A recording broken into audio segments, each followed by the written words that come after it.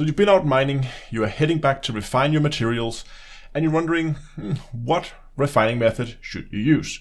Well, the answer to that is not as simple as you may think.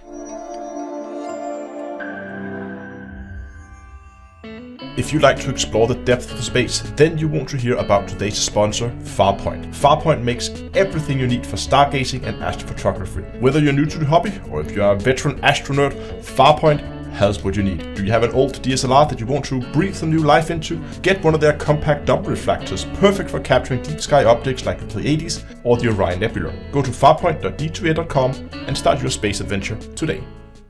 Today we're going to take a deep dive into refining in Star Citizen. We're going to go through all the different refining methods, and we're going to talk about which ones to use in what situations.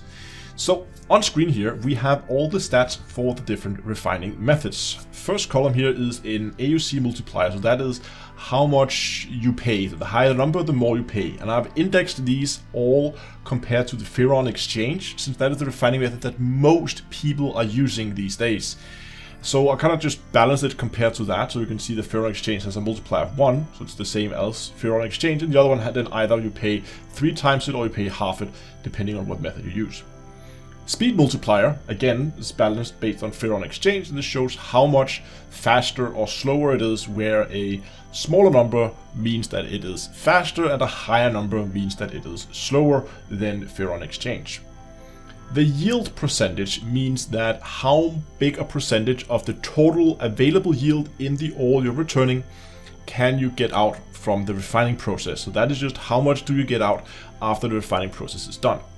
The final column here, the profit percentage, that is when you take that yield percentage and you compensate it for the price that you pay. So I did an experiment with some Quantinium, and I said if I got the full yield, 100% yield, and I didn't pay for the refining, how much money would I make from that batch?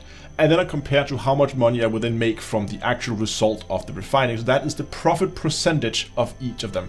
And that's going to be the main metric that we're going to be looking at today, because as we're looking at these different methods, we can clearly see that there is a huge difference in your profit percentage based on what method you are using. And in general, everything that doesn't have a yield percentage of 95% is not really interesting. They all have a profit percentage of less than 80.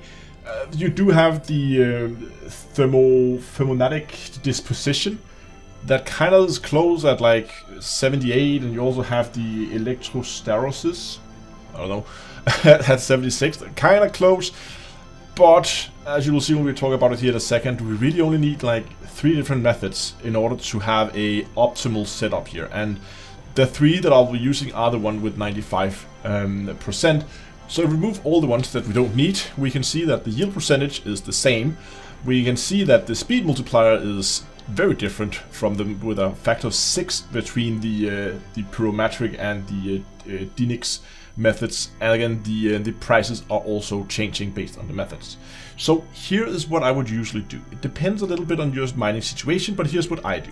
I usually mine up until I have enough to fill up a Taurus. That is about 17,400 units of Quantinium that I can put into that. And if I'm not planning to mine all of that in one session, I might do it over multiple days. What I will do is, if I know I'm not going to be able to finish on that day, I would be using the Dinix salvation method. It is slow, but it is cheap. Very cheap, and it has the highest profit percentage. Because it doesn't matter if I'm not going to do the hole anyway, I don't need it to be done quickly. It doesn't matter if it takes a day and a half to refine, if I'm going to get that high percentage. As I'm getting closer and closer, the more I mine, and as I'm getting closer, I'll then begin to say, oh, it's getting a little late, or I actually like to hold this tomorrow. Then I'm going to move over and begin to use Ferron exchange. I lose a little bit on the profit, but I'm getting it like 3 times as fast. So if I'm planning to hold the next day, then I will be using Ferron exchange. If I'm mining and I want to hold the same day, then I will drop down and use the pyrometric chromalysis, because again, it is very, very quick, and you can often get that out within a few hours. So what you should do is you should start with the Dinix if you're not planning to sell today or tomorrow. You should then use Ferron exchange if you're planning to sell the next day, and then you can use the pyrometric chromalysis after that. However, this method you should only use if you are a occasional miner. So if you go out, you mine sometimes and mine a little bit, and then you go and you sell, and then you maybe move on to something else. Maybe you want to spend a few evenings going out and doing some combat or whatever. Or maybe you're not going to come back to mining for a number of weeks. Then you can use this method I just described. If you're a more frequent miner, what you could do is you could just always use the DINIC salvation, and even though I have enough to fill a Taurus, I'll just begin towards the next load, and it doesn't matter if it takes 2 days. So you can see here, if you look at this bar, and each marker here basically shows how much you can take in one Taurus, in my case, or whatever hauling ship you're using to haul your material. So if I start mining and I filled up with yellow, this is unrefined materials. If I only use the DINIC salvation, then later it will then begin to fill up with green, where I have the finished refined materials, and that delay between those two is just the refining time. If I use the Ferron exchange, I'm not going to refine any faster, because even though, yes, they do refine the same materials quicker, but with the DINIC salvation, if I continuously mine, I'm just going to have more orders effectively refining at the same rate as I'm mining. So all I'm really doing by using a faster refining method, if you do continuous mining, is I just shorten that yellow area between when I mine it and when I get the materials delivered.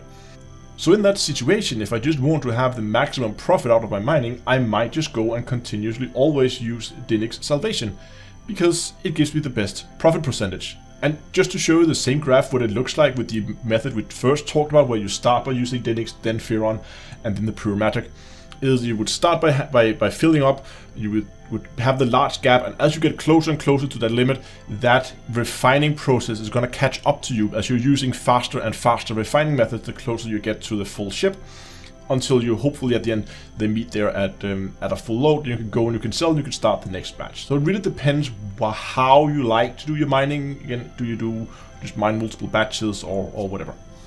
Simple as that. Now, one final thing I would like to ask you is, if you found this video useful, if you have any comments, I would really like if you could go down and subscribe to the channel for a lot more Star Citizen guides and tutorials coming up in the near future. Thanks a lot for watching, and also next time, I'll see you guys in space.